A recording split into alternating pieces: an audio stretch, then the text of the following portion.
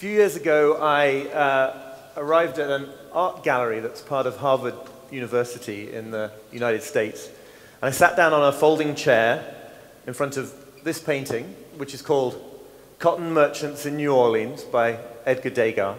And I looked at it for 3 hours straight. I think this might legitimately prompt a question in some people's minds. Something along the lines of, what in the name of all that is holy would you want to go and do that for? I didn't do it because I love art galleries, because I kind of don't love art galleries. I find it so exhausting, that thing you end up doing where you shuffle from painting to painting, wondering if you've spent a sufficiently respectable amount of time in front of one of them to move on to the next. And looking at one painting for 3 hours straight is kind of torture. It's not boring, it's agony.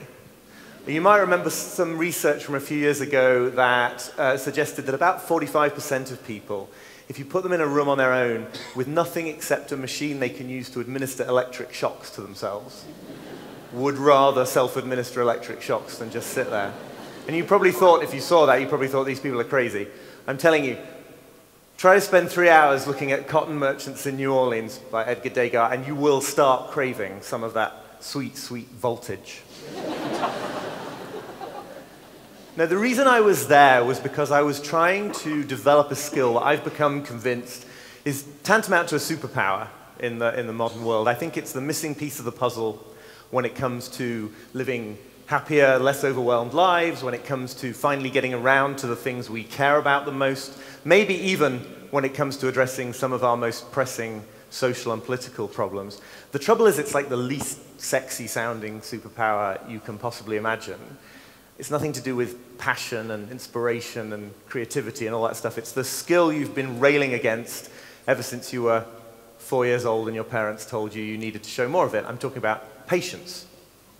It's a superpower, but I don't think there's going to be a successful superhero franchise anytime soon based around the adventures of a character called Incredibly Patient Man. Lucky for you, this is a TED Talk, a format designed for an era when nobody has any patience at all, and 10 minutes from now, you will know everything that I know about patience. A lot of my work is focused on this idea of our daily struggles with time and how we can find some more sanity in that relationship. And we talk here a lot, don't we, about distraction, busyness, overwhelm, burnout. I don't think we pay enough attention to the lens of impatience, which I define as the feeling that you need to make the world move faster than you actually can make it move.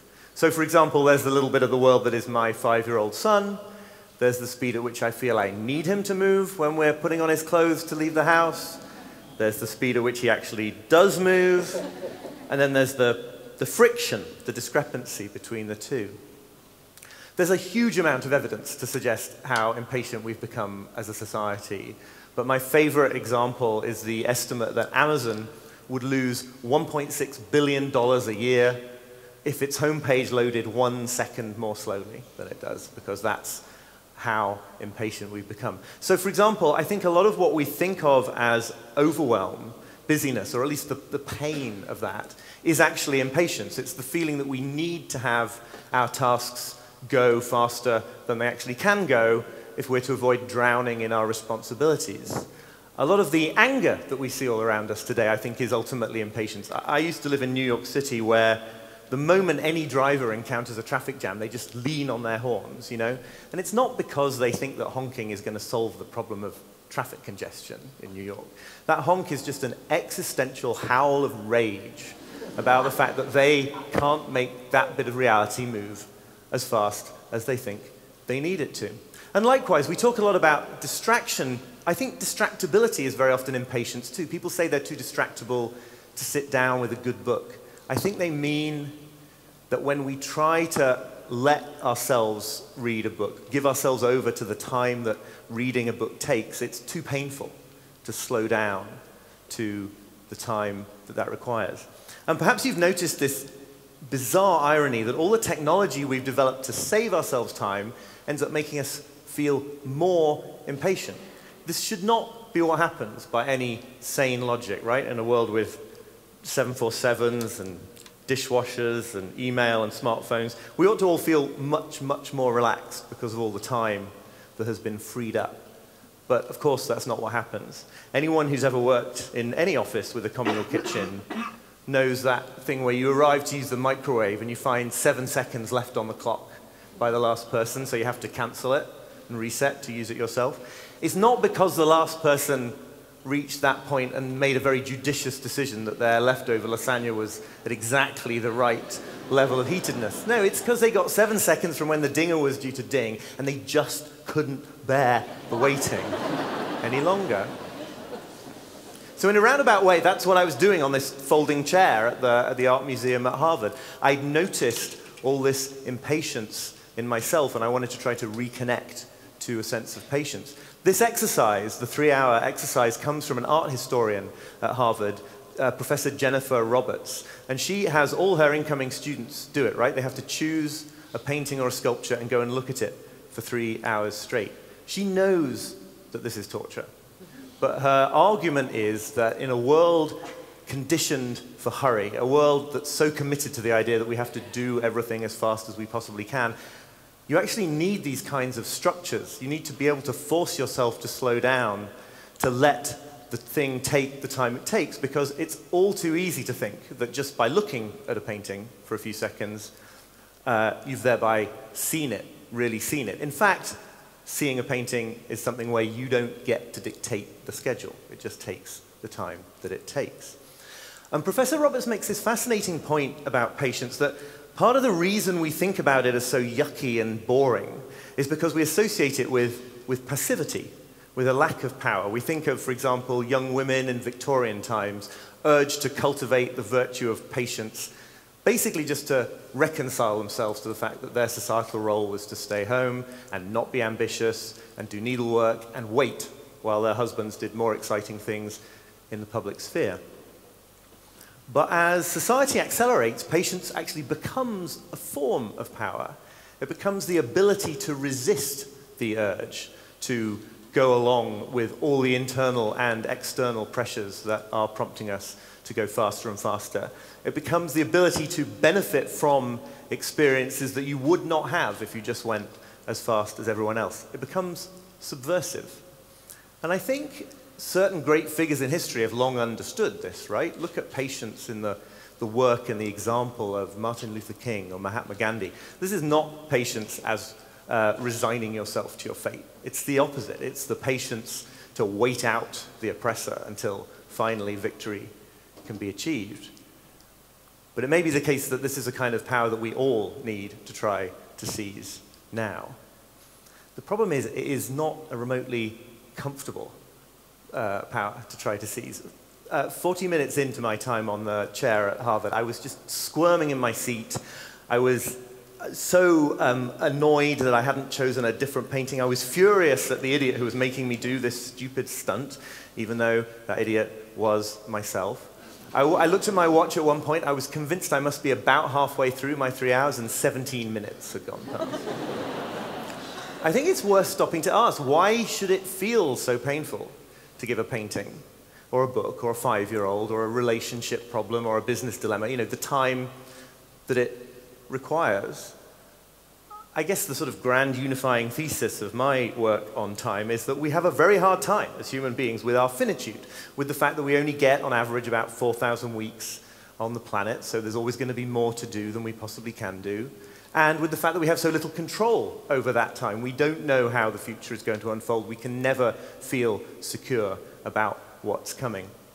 And so we're constantly engaging in all these futile and stress-inducing attempts to make ourselves feel more in control of our time than we really are. And hurrying through life, trying to make reality go faster, is one way, a really good way to try to acquire that feeling, because it feels like, doesn't it, if you could just go fast enough, you could finally reach that sort of serene and commanding position of mastery of your time. Now, it doesn't work, because the supply of things to do is infinite, so you're never going to get through it, no matter how far you go, how fast you go. But it feels like it might, and so it's comforting. Whereas patience requires facing the truth that you're limited, that you don't get to dictate the speed of reality, and it involves the painful confrontation with the fact that you just have to let certain things take the time they take. So in a moment, I'll close out here by giving you 3 examples of how I think you can harness the power of patience in your own life and why the pain of patience is a price so worth paying, not just in art appreciation. But first of all, just for the record, this is what happens when you spend 3 hours looking at Cotton Merchants in New Orleans by Edgar Degas on a folding chair at the Harvard Art Museums. It's really uncomfortable for a while. I mean, really uncomfortable. But what happens eventually is that you sort of surrender to the discomfort. You stop trying to run away from the present into the future. And that is when the painting starts to give up its secrets. So if you're me, you start to literally see things you hadn't seen before, like the sort of ghostly translucency of the figure on the right, or the way that the furniture, the lines of the objects seem to pass through the bodies of the characters in the painting. All sorts of things like this. And then eventually you're sort of sucked into the scene in the painting. It's like you're there. It's like you can feel the humidity and the claustrophobia and the watchfulness on the faces of the men and taste the dust in the air and hear the creak of the floorboards.